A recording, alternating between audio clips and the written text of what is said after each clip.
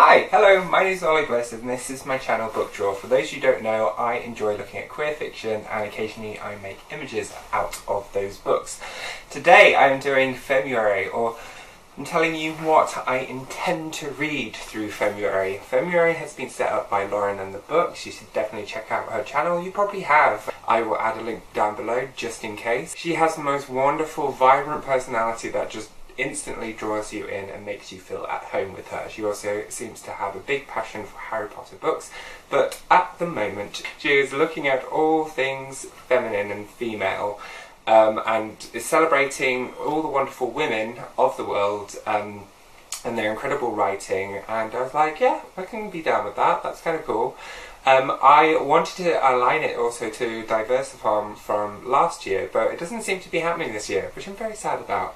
And also, because it is LGBT History Month in the UK, I'm also kind of linking it in and aligning it to that too. So, a big, massive cluster of wondrous, diverse things and themes going on. But the first one is Joanna Rush, The Female Man.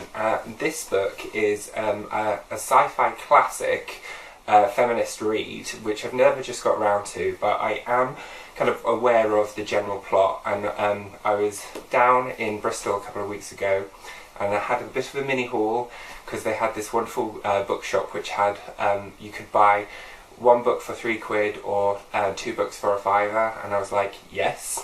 So I brought a few books and this was one of them, but The Female Man is about a woman called Joanna, who I think is based on the writer, and she meets these 3 other women from different kind of parallel worlds, is my general understanding of it, but they're all genetically the same person, and that then they have different names. But I think the kind of ethos around the book is how, depending on your social context and construct that you're in, you could be a different person. So I think it really highlights things around identity in terms of social norms and place and sense of self.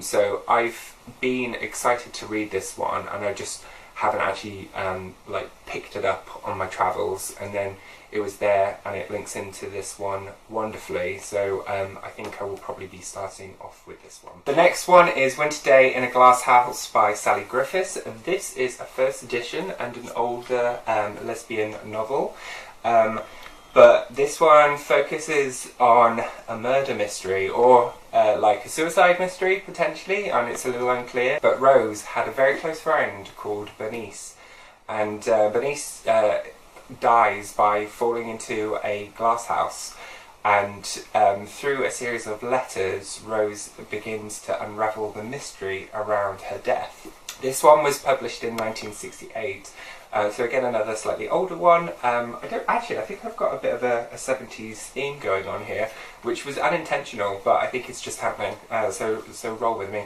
But yeah, I'm excited by this. I'm excited by the idea of a bit of a more of a mystery novel, and I just love this cover. This cover I think is just brilliant in terms of the broken doll parts. The next one is actually a memoir, which again I just like picked up at a random like little secondhand book event, but this is Rhona Cameron's 1979, which is a big year in the small towns. I think people will recognise her from I'm a Celebrity, Get Me Out of Here, but this is just like a bit of a focused look at a part of her life. So I just thought it would be another interesting read in terms of getting a little bit more of an insight to her, but also I think that kind of, I think I identify with that person who's probably from a small town, the only gay in the village, and then has to kind of work out how to survive that.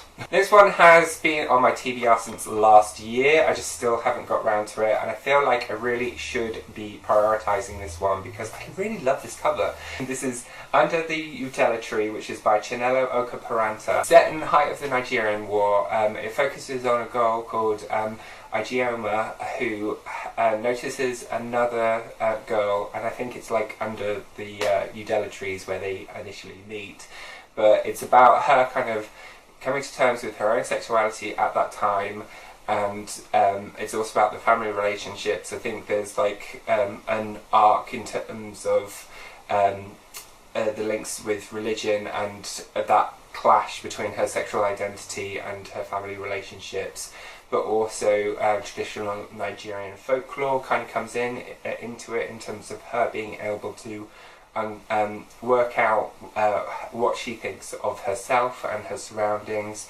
To me, this actually kind of sounds like oranges are not the only fruit, but from a Nigerian perspective.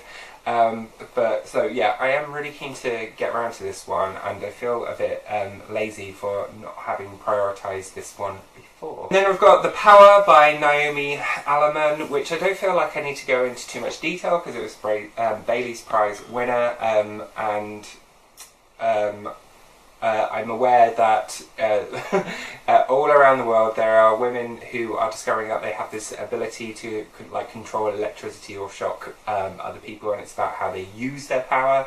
But this one received a lot of hype, and I just haven't had a chance to get around to this one either. It's one which I kind of picked up and then put to the side and forgot about. Then I have two more which I will be listening to over this next month. One of them which is called Empath by Bennett, and this is a survival guide in how to thrive as an empathic person. Now I feel like it's a bit wrong to name a male writer in this situation, but I read Emotional Intelligence, which is by Daniel Goleman several years ago, which was about how the role of empathy and emotional intelligence can actually be a stronger tool to use than your general IQ, and can help you actually progress in the world. So I think because it was given to me by my mum. My mum's an educational psychologist, so I have an interest in psychology on a kind of general level. But I'm very interested in empathy as a subject matter, and I think it's very interesting in terms of how you can build better relationships with people around you through empathy, and you can unlock a deeper understanding of a person and where they're coming from. And so I'm just curious to see how this person has created a little self-help guide. It's only a really short lesson. I think it's about 6 hours, but I was just kind of interested to see what she had to say, whether or not I'd take all of it on board, but I probably would glean some nuggets of information which I might go, that could work. It's a bit Bene Gesserit style in terms of using and understanding how to navigate spaces and talk to other people on the basis of using emotional intelligence. But I'm interested in empathy. I think it helps you have a different insight to the way people interact with you, and if you're able to put yourself outside of yourself and look at situations from other people's perspectives, it can help conflict resolution quite quickly. But also I think it's just a good thing to do. Have a bit of empathy for your fellow beings around you. And then lastly, which I'm also going to be listening to really soon, is Juliet Takes a Breath by Gabby, Rivera. And I have heard so much about this book through BookTube. I know it's really done the rounds, but I'm curious to also listen to it as an audiobook as well, because I think the voice that it's going to be spoken with will add to the actual way in which the story is told as well. Anyway, that's my TBR for Femmeuary. Whether or not I will complete all of these, to be continued. Let me know in the comments down below if you've read any of these, because that will probably push me to read one over the other, possibly, depending if there's any ones which you go, yes, I should be on that.